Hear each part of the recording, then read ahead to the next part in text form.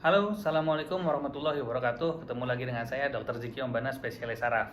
Kali ini saya akan membahas suatu kondisi kesehatan atau penyakit ya, yang sudah sangat familiar dan sering kita dengar, yaitu hipertensi alias tekanan darah tinggi.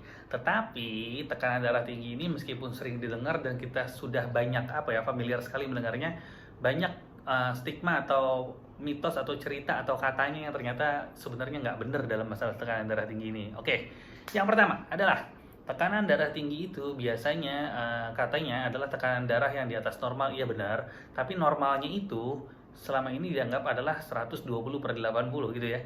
Entah siapa yang pertama kali mengatakan demikian, tapi 120/80 adalah seolah-olah menjadi kesepakatan kita itu adalah tekanan darah normal. Padahal kalau kita mengacu pada literatur, 120/80 itu adalah pre-hypertension alias mengarah ke tekanan darah tinggi. Jadi 120/80 bukanlah tekanan darah yang normal. Jadi buat teman-teman di sini sekarang insya Allah udah mulai tahu. Jadi kalau tekanan darahnya 120/80, hati-hati. Kita harus waspada, jangan-jangan kita punya potensi untuk menjadi tekanan darah tinggi di kemudian hari.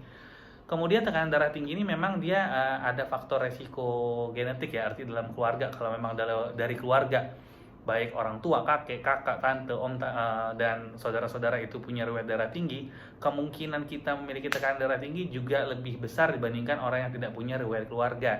Tapi jangan artinya kita langsung pasrah, karena tekanan darah tinggi ini juga bisa dicetuskan oleh gaya hidup.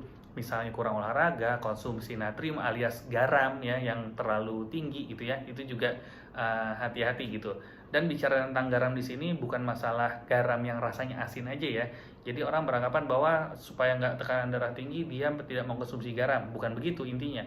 Tapi mengkonsumsi, membatasi asupan dari garam garis miring natrium. Nah, natrium ini ternyata bukan hanya yang rasanya asin ya, tapi natrium ini banyak pada misalnya contoh kecap manis gitu ya. Jadi kita hati-hati, kadang orang saya nggak makan garam, saya banyakin kecapnya, sama aja itu karena natriumnya cukup tinggi dalam kecap. Kecuali kita bisa mengkonsumsi kecap-kecap yang relatif rendah natrium gitu, karena natrium ini akan membuat airnya tertahan sehingga tekanan darah menjadi meningkat, intinya sih seperti itu. Kemudian apalagi ya yang paling sering dianggap dalam masyarakat adalah gini, kita itu terlalu permisif, artinya terlalu memaklumi kalau seseorang yang sudah usia lanjut tekanan darahnya tinggi. Bahkan ada yang suka nanya sama saya, "Dok, usia 70 kan tensi 150 normal ya?"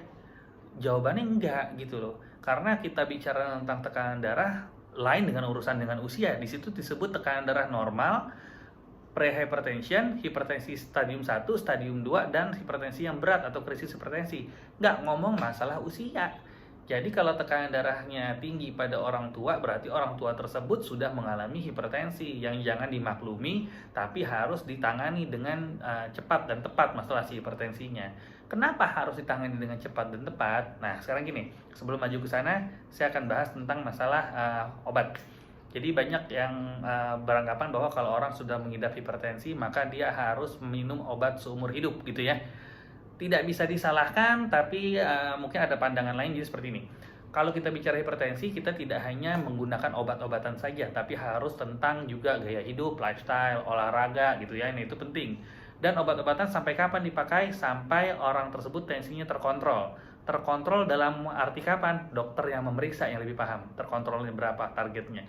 Kemudian apakah harus minum seumur hidup? Saya nggak bilang seumur hidup, tapi minum dulu sampai terkontrol. Nanti setelah terkontrol, hanya dokter yang memberikan obat tersebut yang punya wewenang untuk menurunkan dosis atau bahkan menghentikan obat tersebut ya.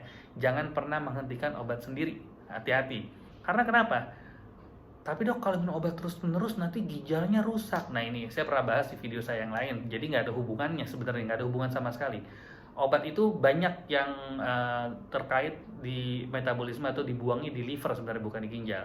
Dan terkait obat hipertensi, bukan gara-gara obat hipertensi dia ginjal bermasalah, tapi hipertensinya tidak ditangani dengan benar sehingga memberikan komplikasi. Komplikasi apa? Jadi hipertensi itu kalau didiemin ya, dia akan memberikan gangguan atau kerusakan organ. Yang paling sering adalah serangan jantung, kemudian ada stroke, kemudian ada kebutaan, kita sebut namanya retinopati hipertensif. Kemudian ada gangguan ginjal dan gangguan pembuluh darah tepi itu ya. Jadi dia akan memberikan gejala ini gitu loh kalau dia tidak ditangani dengan tepat. Jadi kalau ada yang tanya, dok kalau hipertensi itu bikin sakit kepala nggak? Enggak ya. Jadi suka banyak yang beranggapan bahwa ngapain gue minum obat hipertensi, orang pala gue baik-baik aja nggak ada yang sakit. Itu salah. Jadi itu adalah suatu kondisi yang terbalik. Kalau kita memiliki sakit kepala, entah karena apa sakit kepala ya, itu ketika ditensi pasti tensinya naik. Setiap ada rasa sakit dan tidak nyaman dalam tubuh, maka tekanan darah naik. Bukan tekanan darah naik akan menyebabkan sakit kepala ya, jadi salah. Tolong jangan beranggapan seperti itu. Karena hipertensi alias tekanan darah tinggi ini adalah silent killer. Dia tidak memiliki gejala sampai memberikan komplikasi atau kerusakan di organ lain gitu. Jadi mulai sekarang semoga masalah hipertensi ini agak lebih tercerahkan ya. Dan jangan menyimpulkan sendiri ini tensi gimana, obatnya apa gimana, dan berhentiin sendiri, nggak boleh. Harus rajin konsultasi ke dokter dan ngobrol kalau ketemu dokter. Karena kenapa? Hipertensi bisa aman, tapi kalau hipertensi tidak diamankan, maka dia akan memberikan komplikasi dan bisa memberikan kerusakan organ, bahkan kematian di kemudian hari. Mudah-mudahan nggak kayak gitu. Ya, semoga informasi ini bermanfaat. Assalamualaikum warahmatullahi wabarakatuh.